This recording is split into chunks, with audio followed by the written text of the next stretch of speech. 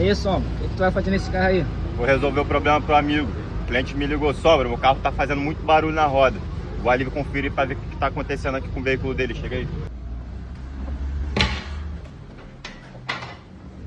Profissional e rápido.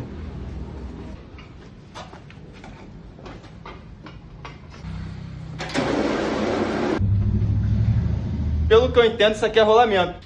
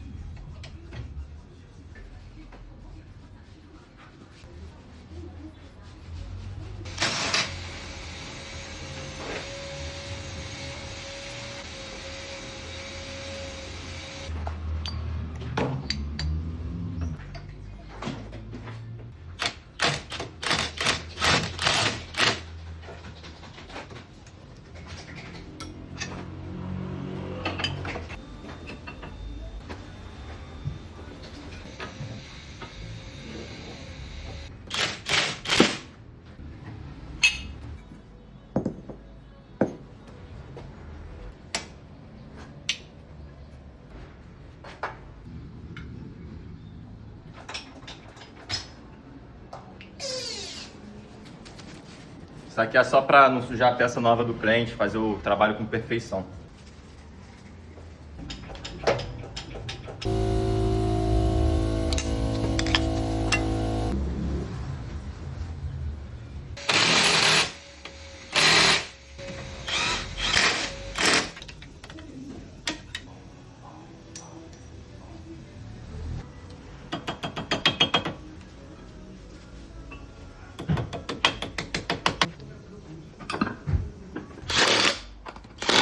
Vou pedir pro meu amigo Mago aqui fazer o teste. Liga o carro, Mago.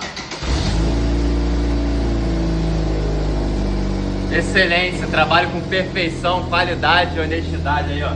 Rolamento trocado pro cliente seguidor que tá acompanhando os vídeos aí, gostou do meu trabalho e veio aí fazer o serviço. Você também que tá gostando dos meus serviços, quiser fazer o seu, só entrar em contato. É isso, rapaziada, pra cima. Aí, o cliente chegou aqui, o dono do veículo, veio buscar o veículo. Perguntar pra ele o que ele achou do serviço. O que você achou do serviço? Serviço de qualidade, pode vir que o moleque é bom, hein? Indico. Foi resolvido o problema? Show de bola, graças a Deus. Como é que tava o barulho? Tava uma barulheira danada, igual a escola de samba. E agora? Tá zero bala.